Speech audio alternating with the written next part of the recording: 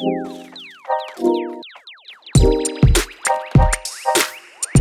right, well, as our listeners can hear, there's a jingle happening. And you guys know I realize something's missing about the jingle, and that's lyrics. So we have two worship leaders on our show today. Unless, Rod, are you a worship leader that no one knew about? I am not. Okay. So I think we need to spend some time and add some lyrics to this jingle. What do you think? This was not on the agenda, so I don't know about that. I don't know I don't know. Maybe listeners, maybe next week you're going to chime in and you're going to hear about 2 verses from Natalie and that little... But behind the scenes, we can't hear the jingle, so we don't know how to sing. But have you heard the jingle before? This shows me if you've ever listened to Digging Deeper or not. Yeah, but at 1.5 speed. Oh, okay. So you're coming up with rap lyrics. You're not going to come up with a... There you go. Speaking of people not listening to their content, Tyler told me yesterday that Johnny Depp has never watched one of his movies. Really? And his reasoning behind it?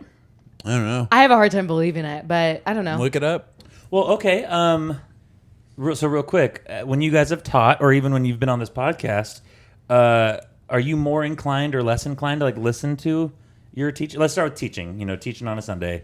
Are you guys is it weird to listen to? It is weird to listen to, but okay. Sometimes I try and do it. Yeah. Okay. I think I bypass generally, unless someone's like, "Hey, you could really pick this apart to learn something." Then it's very awkward, though, huh? Yeah, it is awkward, especially.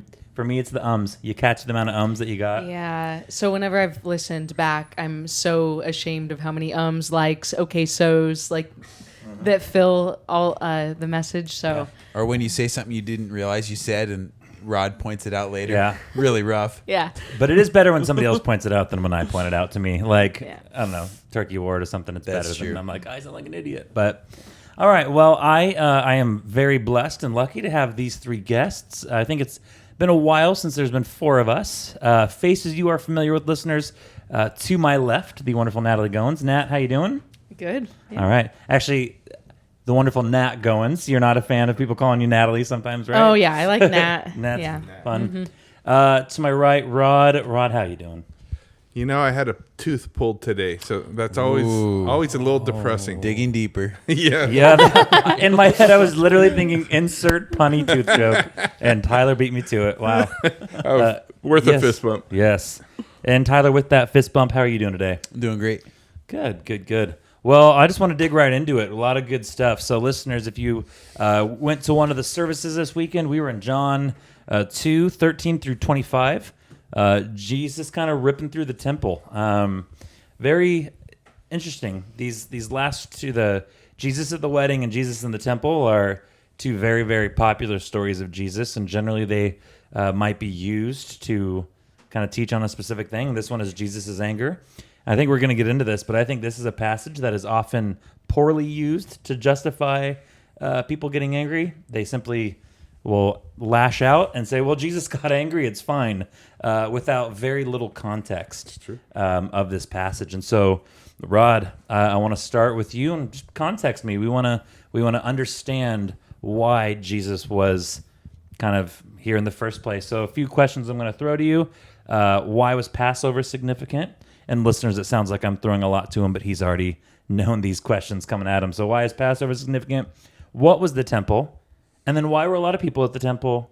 Why were the vendors there in the first place? And why would Jesus even want to be at this temple in the first place? So there's a lot there, but just lay it on us. Well, I think the Passover and the commemoration of it is the central great historical fact of Israel and its history. It's the sine qua non, that without which nothing else you can counts. stop and Google that word if you want. Everything is based off the Exodus and the Passover. It's that time of remembrance, of remembering that God provided a way for them to escape slavery and leave Egypt and come into the promised land. So that is something that is utterly necessary. And it's one of the 3 pilgrimage festivals. So there's 3 pilgrimage festivals: Passover, Feast of Weeks or Pentecost, and then the Tabernacles, which was Feast of Weeks was more of a harvest festival, and then the Tabernacles was to celebrate having been, or to commemorate, I should say, having been wandering in the desert. And so the tabernacle was kind of like living in tents or shelters. So those are the critical things. And Deuteronomy 16:16 says these are to be pilgrimage festivals where every male in Israel was to come together to celebrate it at a place to be chosen by God. It was kind of strange because this was still while they were wandering, and so the temple had not been set up yet. But it was saying, there's going to be a place, and that's where you're all supposed to go to. So the temple actually didn't get created until Solomon's time in 1000 BC, 1,000 years before Jesus. But then that became the place where you were supposed to go. And there were other places where people worshipped and sacrificed lambs. And this was wrong religiously, but also politically, right? That there was supposed to be one place. When the kingdom divided with Jeroboam and Rehoboam, the northern kingdom said, well, we don't want you to have to go to another country to worship Passover, so we're going to set up something here.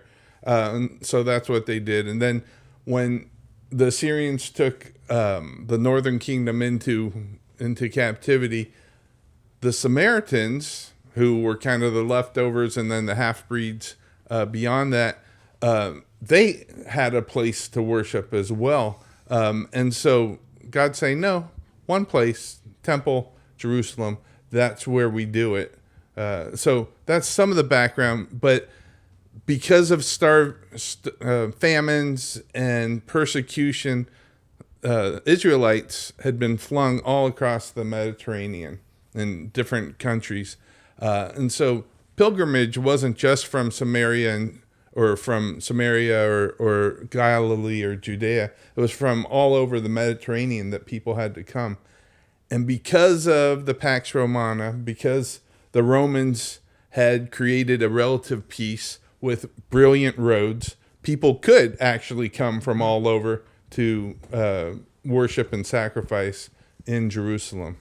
But that meant Jerusalem would end up being it's like trying to get a hotel room in a city where the Super Bowl is being held on that weekend. It's like the city would swell to 4 to 5 times its normal size during Passover. I think Austin kind of used a number around 2 million. Is that a number that you guys have? Anywhere from 600,000 to 2 million, I think, is what I've seen. The 2 million's probably on the more on the higher end, the evangelist numbers. Yeah, but I think we looked, and that's around the population of like Houston, Texas. So one of the most populated cities in the U.S. is what we would be looking at. Well, here. and also if you've ever been to Jerusalem, it's a small place, Wow. and so it's hard to imagine the crush of the crowd at that time. Well, just all the details, like no porta potties back then, I mean, just like all the camping and the food requirements, all the sacrifices. It was said that the blood would run down the Kidron Valley from all the sacrificing that's happening. So pretty crazy visual, Well, even the whole no room at the inn for Jesus, did that happen at the Passover or some other festival? Probably did, even though this was Bethlehem, 6 miles away. This would be the suburbs of the big city. I'm guessing, the scholars go different ways on this, but I'm guessing that one of the big festivals was going on, and that's why there was crowds happening in Bethlehem at that time. So that's a great explanation of why so many people were there. But real quick, let's why would the vendors be in this temple?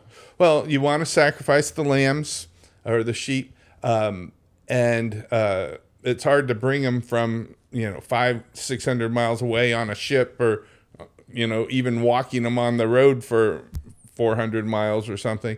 And so it would be one way of exchanging your money in order to buy a sheep or a lamb that could then be sacrificed. I mean, I think in principle it wasn't wrong. It was in practice that it wound up getting messed up. Yeah, these guys are smart. I mean, there's going to be about 1 million people here. Let's make some money. It's going to be easy. It's actually convenient for them, but wrong time. And Jesus, was there because it was a family tradition. It was in the law. I mean, it looks like his parents had gone every year. And for us to go on vacation 3 times a year would be a challenge. And I think that was true for most Jews or Israelites, that to pilgrimage to Jerusalem 3 times a year would be difficult. But if you were close enough and you had the money, you should at least go once a year. And probably people would choose the Passover since it was the biggie.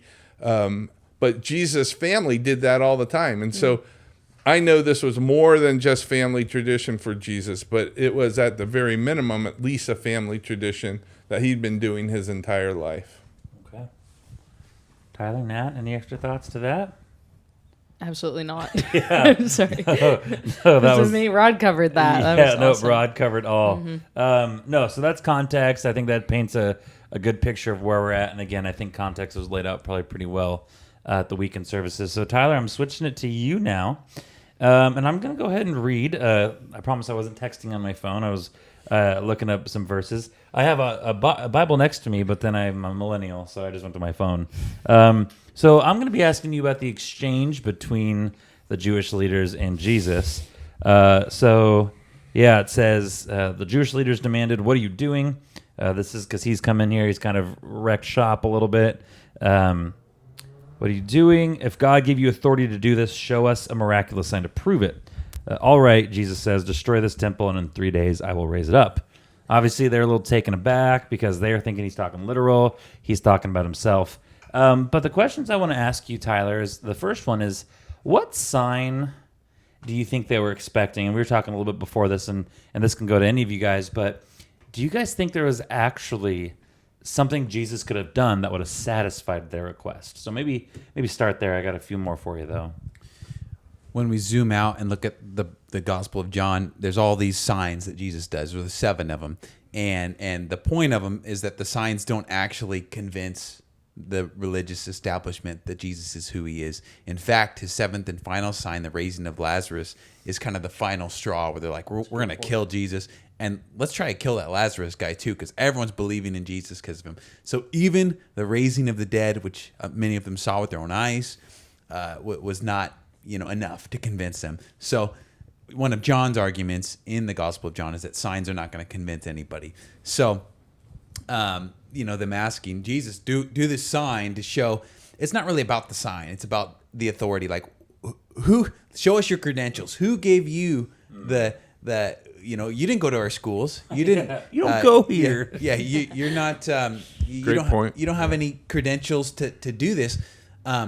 Fundamentally missing the point that was what Jesus did wrong or right. They're not even concerned with that. It's like, hey, where do you get your authority? There's no self-examination, no awareness of, hey, maybe he had a point here, because those merchants, they weren't always in the temple courts. For a while they were outside, and eventually they went inside because it was more convenient, more efficient, and Jesus is upset about that. So what kind of sign are they looking for? Probably some sort of miraculous magic trick, some sort of display of power, moving the stars, something like some sort of like casual star move, cool magic trick or whatever. But even the fact that they're demanding that he does this, like they want to control, they want to domesticate, they want to be, for God to respond to such a request would be so counterproductive. The sign's already happened. The sign was what he did in the temple. It doesn't call it a sign, but it's very sign-like, right? Yeah.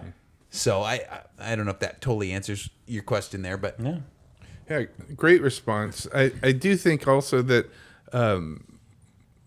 Jesus could have done the magic trick, right? He could have levitated and shot laser beams from his eyes and totally overwhelmed people. But that wasn't his style. I don't think it's God's style.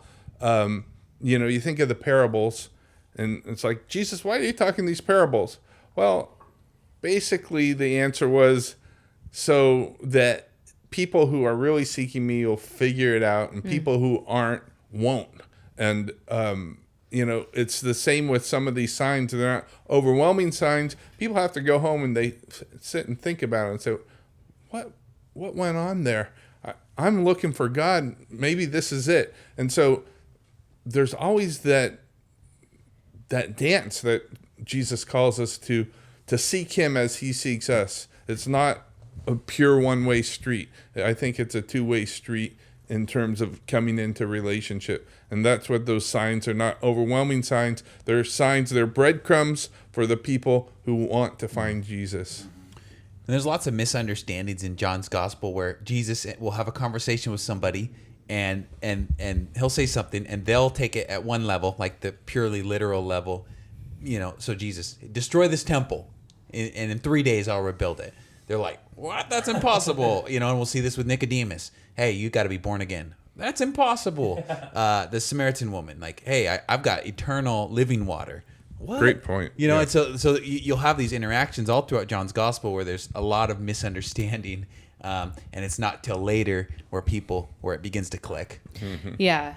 I would just say I'm just on this John roller coaster because chapter 2, we see him like continuing a party, and then same chapter he crashes a party, and then John 3 we see him talking to Nicodemus at night, and Nicodemus is all high up, and then the next chapter in John 4 we see him talking to a woman in the middle of the day, and she's like opposite of Nicodemus, the complete opposite you could ever imagine of Nicodemus. And then chapter 5 he's healing a guy, and so I'm just over here on this John roller coaster, and I think we just have a hard time pigeonholing Jesus and nailing him down. He just is always doing these different things. And I think a lot of, probably with the disciples and our own walk with God, is him kind of digging out these ruts where we start to put him in these boxes and he just keeps exploding out of them, So just interesting. So I'll just be over here on that roller coaster. That's good. I never thought of it as a roller coaster, and it's a little exhausting thinking of it that way, but you're right. And I mean, you can fact check me, I might be wrong, but I feel like the only time where Jesus actually adheres to or does what people ask throughout the Gospels is when it's coming out of faith and not control, like you said. Yes. I mean, we see him at the beginning of the roller coaster draw the line with mom, says like, Mom, not my time. Or he doesn't say mom, he says woman. But then like still does it on his time. But then we see when he heals, people say, I've come so far to see you, whatever. Can you heal my son? He says, go away, it'll be. He listens to the people who are coming in faith. But you see these religious leaders say, hey, man, you better do this to prove who you are to us. And he's like, nah, like, give me your box. I'm going to break out of it. So, yeah, classic Jesus. I mean, there's this scene, I forget if it's in John, I think it's in another gospel where they come up to Jesus and say, hey, like, why are you doing this? What authority do you have to do this? And he's like, okay, I'll ask you a question. John's ministry, like, was that from God or from, or is he just a crazy guy? And they kind of talk amongst themselves, and they're like, okay, if we say this, he's going to say this, but if we say this, and so they just say, we don't know. And it's a political answer, right? They're just hedging their bets. They're not really that interested in his authority or his signs. It's more about kind of preserving the status quo and kind of keeping everybody, happy and just keeping the peace. And so, that example kind of came up as well. Yeah. All right, so I want to spend a little bit more time on this interaction between Jesus and these leaders, and then we're going to actually just unpack anger for the next half of the podcast. But I'm kind of bummed. I'm invested in this story. They ask Jesus a question, he answers, but then we kind of go into John's narrative, and we don't really hear the end of this conversation. So they say, "Show us a sign." He's like, "Okay, here's a sign. Take down this temple, and I'll rebuild it." How do you guys think the conversation ended? It's like a cutscene of a movie where you're just like, wait, what happened? Like, they still had a 30-mile car ride to go to. Like, this is going to get awkward. It's irrelevant, but I kind of want to know what happened. So that's the first one I'll throw to you guys. And then the second one was, where do you guys think the disciples are at this point? Because verse 22 says, so it explains what Jesus was talking about. After he was raised from the dead, his disciples remembered what he had said, and they believed both the scripture and what Jesus had said. From scripture, it says that it clicked, way down the road after he raised from the dead.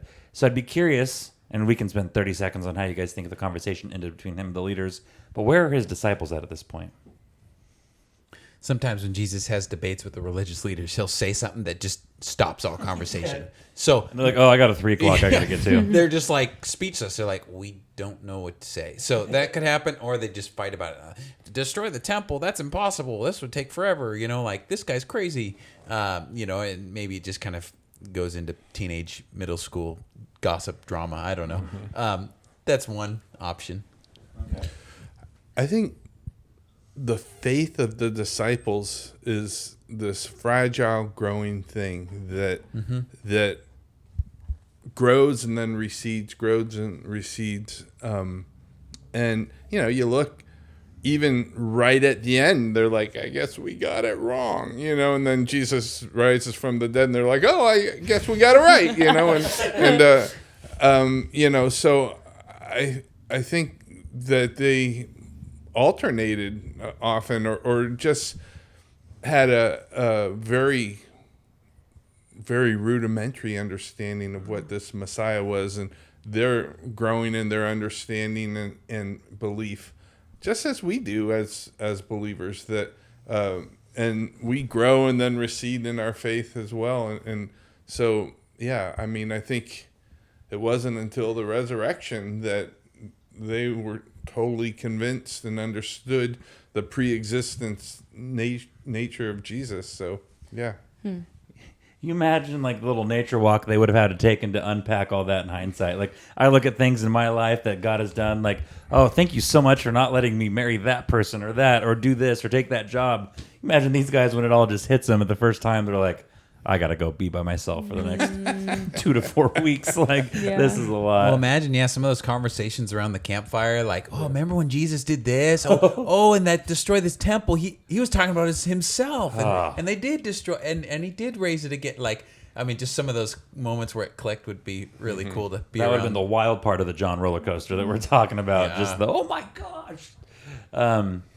All right. Well, no, that's I'm a big fan of that. Big fan of our conversation. But I think what I want to get into now is more kind of more take home. And I think we talked about this. Our life groups that we have, on Mondays, both kind of unpacked this, and it's some good but really powerful stuff when you look at how anger in your family has played out.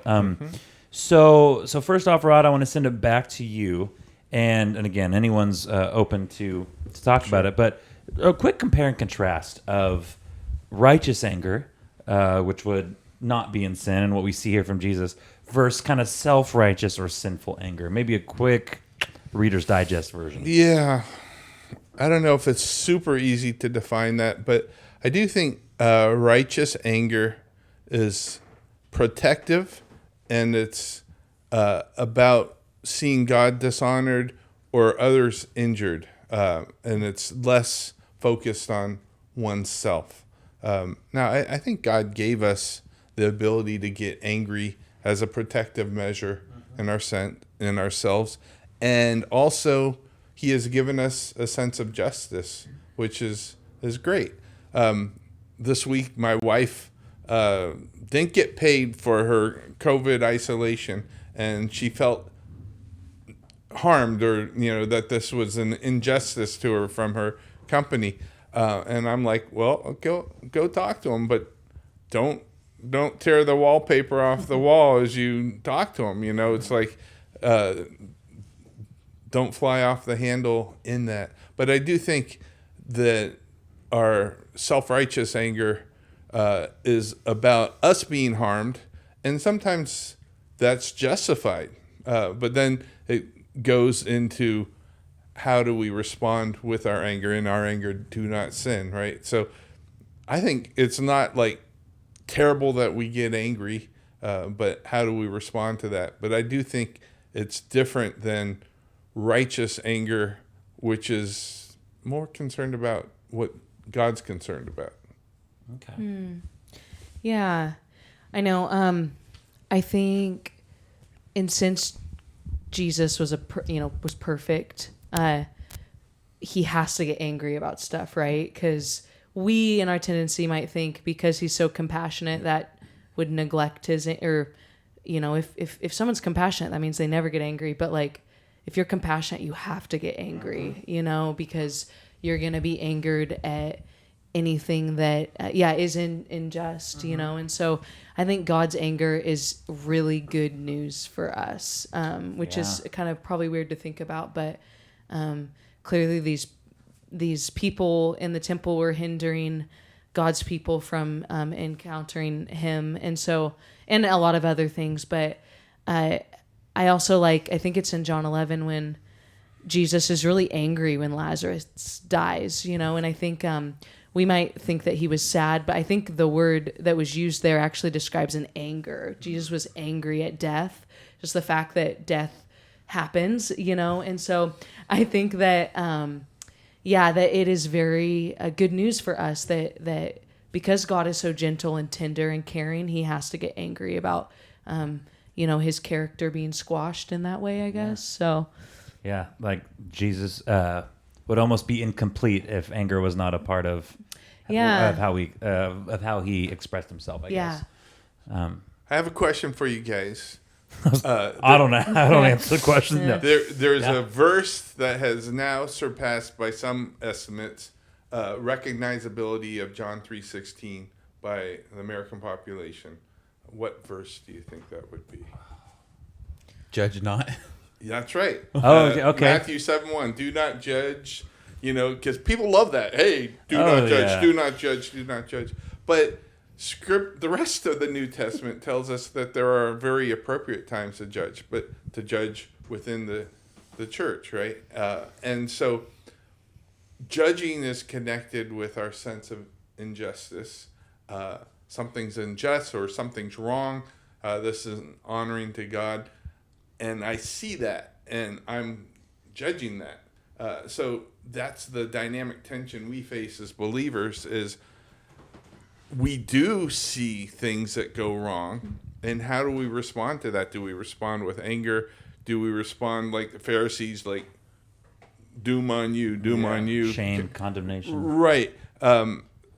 It's unless we commit intellectual suicide, we will see things that we judge to be wrong, to be sinful, to be against God's purposes.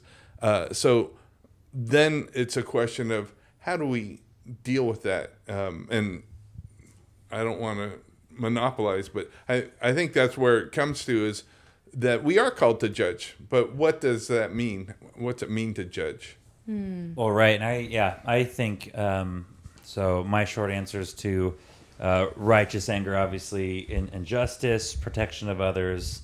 But it's the perversion of those, so to speak, that I think has gotten a lot of us into trouble because, an injustice that they ran out of fries at McDonald's. Why are they letting this happen? That's not an injustice at all.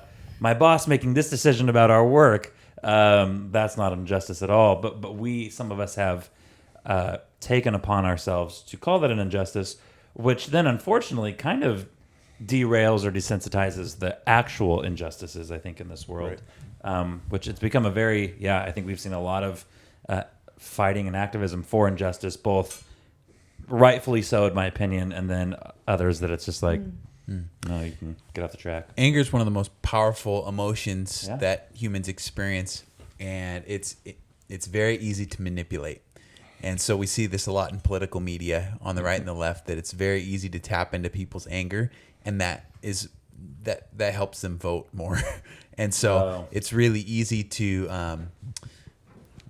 anger is a normal human part of life, but I think we have to think really carefully about things that we're angry about and why we're angry, and where is that coming from? Because if you live at that level, an angry level, all your life, there are serious health problems that come with that, and it's Scripture does condemn anger at certain points. It says in the Sermon on the Mount, "Don't be angry with your brother." And there's other passages where it's like, don't let the sun go down on your anger, so deal with it before you go to sleep, kind of a thing. So it's certainly something to take seriously and really evaluate, because it's so powerful and strong that it can cause a lot of damage, as many of us have experienced. And while I agree with that, I would just say I think we can be so scared of anger sometimes too, of like, why am I feeling this way? And I guess I would hope that we could take a lot of the maybe a lot of our energy that goes towards suppressing anger and use it towards understanding our anger. Because I think anger is a very meaningful emotion. I think behind it is most likely hurt or fear behind our anger. And so if we could take our energy, and I know actually when I was a kid, I got angry pretty quickly, and I'm able to like understand why. But I think trying to deeply dive into when we're angry or when others are angry, I think mature humans, when they see someone who's angry, they will do the deep dive and try to understand and look past that anger and see what's really going on.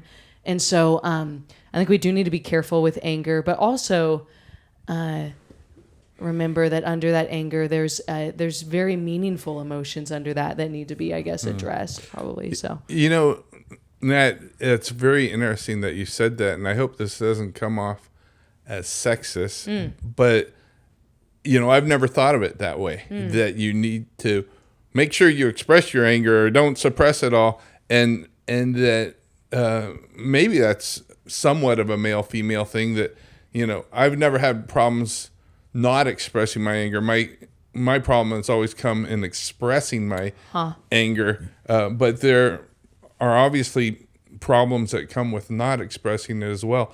I kind of think of like a wild animal. Gary Chapman, a Christian psychotherapist, wrote a book, Anger, How to Tame It, kind of thing. And that if we think of anger like this powerful wild animal that if we don't control can be very destructive, but if we do harness the power and energy of this wild animal, it can be very productive. And if we keep it locked up and don't feed it at all, it will be harmful as well, right? So anyway, but that's interesting that we're thinking of it from different angles there. Well, and the passage never mentions anger, Jesus' anger. We read it in, I think rightly. The word that's used is zeal. Right? Zeal or jealousy even, which that comes with its own kind of baggage. But zeal. That's maybe a more neutral word that's like expresses passion, the desire for things to be set right. And there could be times where to not be angry, to not be zealous is sin. Right. That's a good, That's it. That was on the life group lesson. We were reading it last. Did you write that, Rod? The life group lesson this week? I think I might have. It was good. Yeah, liked that. Yeah, and kind of the last bit on there. So I've kind of, I don't know, understanding kind of what you were saying. You almost took the words right out of my mouth, just more eloquent and more deeper than I was going to go.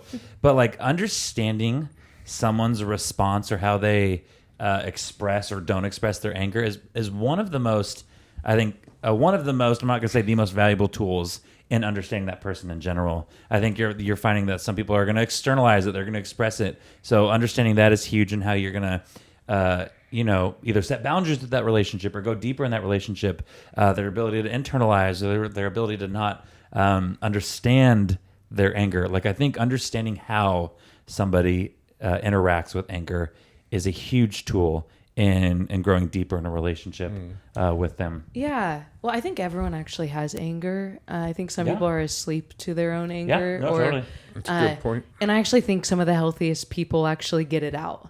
And like sometimes it might seem kind of strange how we might have a tendency to see the most symptomatic angry people as the most unhealthy people, but I actually think in one way or another, getting it out, I know that there's ways where we get it out that's not good, but I think it's more detrimental to our bodies and our soul when we keep it in and don't get it out somehow. Yeah. So just devil's advocate on that. I agree that we shouldn't like shove it down and ignore it. But there's a lot of scripture says put up with, bear with, forgive, or basically don't be offended in the first place, right? So a lot of times it's like if you can let that go, let it go, right? But there's also, and I hope I'm not drifting into pop psychology here, but the difference between aggressive and assertive, right?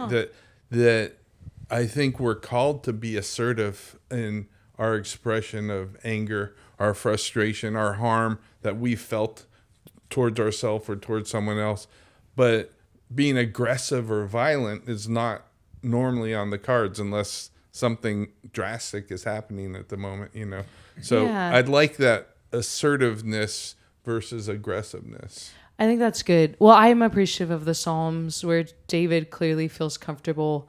And I guess we could say he was very assertive with getting his emotions just out in his prayer life, talking to God about them. And I think that was probably a really healthy way to get them out. Yeah, so. No, totally. No, I love this is what's going on. So, Nat, I'm going to switch the needle to you. So one part that where these can be really sensitive in life group is, and what I want to ask you, Nat, is how do we help somebody understand righteous anger, however you want to say it correctly, displaying your anger, or that, God had anger and dealt with it appropriately, or Jesus did, to somebody who grew up in a household that only ever experienced anger in an abusive manner. This is actually a question from my wife. So if my father-in-law is listening to this, then it's the first digging deeper that he's ever going to listen to. But unfortunately, an experience in the household was that anger was used, and oftentimes it was justified. Maybe using this verse, or I got permission to say that, by the way. Okay. It was justified. But so how do we, like as a church, help somebody reconcile that there's an anger that's okay when their only example was a borderline emotionally or physically abusive anger? Yeah, good question. Yeah, I was in a life group last night where a man vulnerably shared also about a difficult household. And I think first, just remembering that every single person will have to heal from experiences in their homes. I think even in great families, all of us have to forgive our parents for things that maybe they did in anger or not in anger, things they didn't do. So I think it's healthy just to recognize that our parents aren't perfect and there's going to be problems in the home. Also, I think every single person, even if they experienced a very aggressive parent in that way, I think everyone has seen an example of righteous anger. I think everyone has, we see it in movies, righteous anger. We see it, all over the place. And so I think if we thought and processed deeply about it, you can find and differentiate those two. Unrighteous anger, can be violent. It can be soaked in pride. It can be soaked in self-centeredness and helplessness. And, righteous anger, kind of like what Rod talked about, it's usually protects people from injustice and, things like that. And so I think maybe trying to look for examples for those who have been harmed by unrighteous anger, look for examples in your life where you do see righteous anger. Pastor Michael, a few months ago, his daughter got hit by a drunk driver, and thankfully she was okay. It was in the intersection of Fred Meyers.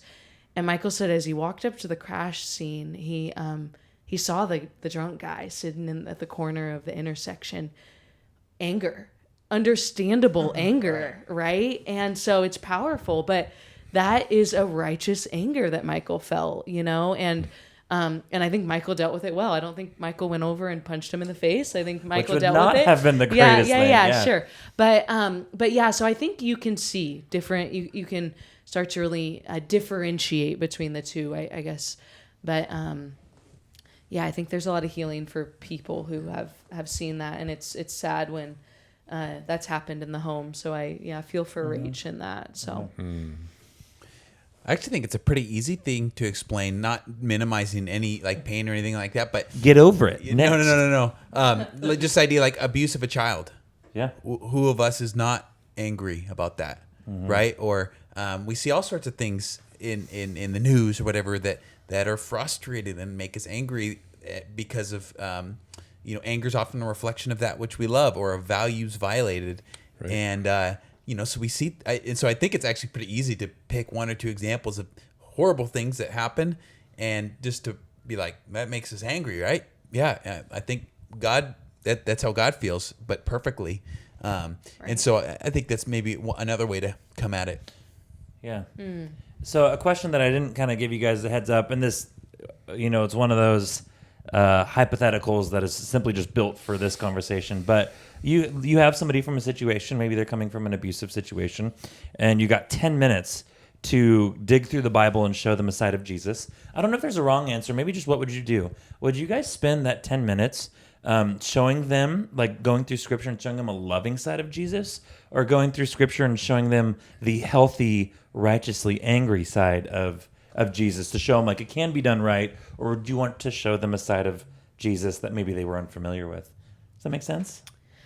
I mean, I would just say those aren't polar opposites. Those Right. go together, right? So like you can show someone the full love of Jesus by showing them the anger of Jesus, and you can show someone the full anger of Jesus in parallel to the love of Jesus. So maybe trying to pull those two different emotions or those two different characters of expressions of Jesus in the same passage.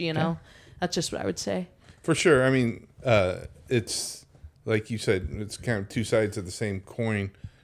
The love of Jesus also encompasses a righteous anger. Which I is should have maybe part used of a his love. gentle, not necessarily loving side. But I agree with I don't. It often depends on who you're dealing with. So as Jesus is interacting with different people, different parts of him come out to deal with that person. And so he kind of, with Nicodemus, is like, dude, you're the teacher of Israel. You need to get this stuff, man. Come on. Where the Samaritan woman, he points out her problems in her life, but he also says, hey, so I think that sometimes when we're dealing with people who have just had a really hard life, it's like, definitely want to start with the love of God and the gentleness of Christ and stuff. And sometimes maybe prideful people, or like me, or, people, self-righteous people maybe need a little bit of the edgy, the harder. So I think God meets us in with what we need. In different stories of Jesus will minister to us at different times in our lives too. Mm-hmm. Yes. And as we interact with people, I think a mature believer would be able to understand what someone needs. Of course. Maybe, I'd be interested if in Grant's Past as a whole, which one we float more towards, like gentle Jesus or justice Jesus. I don't know if that makes sense. Yeah. My dad made a comment that I don't completely agree with, but I'm willing to think about it. He said, I've noticed a lot of people, really like the gentle Jesus, but don't like the angry Jesus. And I was thinking, I think a lot of people in GP like the angry Jesus and don't really don't really talk enough about gentle Jesus. I could be wrong though. I could be wrong in that. We might interact with different types of people. We definitely interact with different types of people. And so I guess I just found that kind of fascinating. But maybe it's not just Grants Pass as a whole. Obviously there's different personalities in this community. Yeah. So You guys have any thoughts to that comment that Pastor Mark made? I think in conservative Christian circles, there's a temptation to be a little more angry. Angry Jesus is awesome, But I think culture more broadly, it's that moralistic therapeutic deism. Have you heard of that term? Basically, God's my teddy bear. God's there to help me and whenever I need him. And I think a lot of people have that perception of Jesus too. That Jesus is a cool guy. He's a nice guy, Okay. So real quick, maybe even kind of our resources part coming early, but we still got one more question. Very practical side for somebody listening. What resources would our church offer or provide somebody kind of in a situation where they are trying to unpack this anger that's been showed to them in their lives? I think that very simple, like counseling. But are there other resources that we as a church can even step into and help and provide people that might be trying to unpack what anger looks like? I'm forgetting if any of our specialty life groups. I think just talking with people, talking with people that you're in relationship with, and I hope that's the kind of church we're known as, is a place where people are in relationship and have a network of connections. That's the safest place to be within those relationships. what's that proverb? A gentle answer turns away wrath, but a harsh word stirs up anger. And man, that would be awesome if we as a church would be known for our gentle answers. Well, that actually goes right my last question for you guys, and just want to throw it on the table and let you pick at it. But how do you think anger is exemplified by the church in general? And I'm talking about our congregants, our members, even our staff. Do you think if a non-believer was able to kind of get a bird's eye view of our church as a body, that they're going to have a good understanding and a discernment between the two? Or do you think it's going to look a little gray? I think we have moved away from Phariseeism in general for the American church. That might be we're moving more towards libertinism, or not calling out anything. But the church I grew up in, if you drank, you were a sinner. Shoot. Church I went to in Connecticut when I worked back there, if you went to a movie, then you couldn't be a leader because bad things happen in movies. Well, COVID helped them out the last year and a half because nobody was going to movies. Or if you served alcohol, like a flight attendant or a waitress or a bartender, you could not be in leadership, kind of thing. And to me, those are Pharisaic rules that are not in Scripture, but we're drawing a line even more stringent than Scripture, and trying to force people to follow that. And so I don't know if I'm going off the path here, but yeah, I think we've moved away from judging and condemning, and I think that's a good thing. We still have to think, well, from my perspective, this is wrong, that's a sin, but it doesn't mean we have to always point it out. We also get to, or ought to, reflect on the fact that, hey, I could be wrong about this. There's a lot of gray areas in our current culture that, we could be wrong about. Or in certain circumstances, something could be okay. In other circumstances, it could be wrong. And so I think the American church is, in general, and I hope our church is demonstrating a humility in that regard. Yeah. And I would just say, as my hopes is we can continue making sure that the gospel is not obviously the gospel of sin management, but big. the life-giving, living water that Jesus gives, So, again, I think we can always just do better at getting beneath the sin and what's really going on. I think we can be quick to hey, let's work on this. Let's clean up the sin in our life, this and that. But what's underneath that? What are we really longing for? And so I think continuing to work on that. Also, back to the resources real quick. I would just say get in a journal and journaling out emotions and things going on. I have found that incredibly helpful, and not being afraid just to, God can handle every emotion we have, and just journaling it out. So anyways, but back to your question. Sorry. No, that's good. And on top of that, I don't know off the top of my head, but we like to offer specialty life group courses. And if I'm not mistaken, every now and then one is focused on unpacking anger. Not necessarily unpacking anger, but how to deal with it. So listeners, keep your ears open for that as well.